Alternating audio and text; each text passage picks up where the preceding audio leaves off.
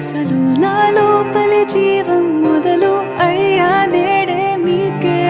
అలుసు నా కోపమే మీకేం తెలుసు పేగు పేగు నాతో కలిసి నా నెత్తురే మీకే పంచి పెంచా నాపై దుమికి రాక్షసులా అత్యాచారం చేసి నోని ఊరి తీయాలి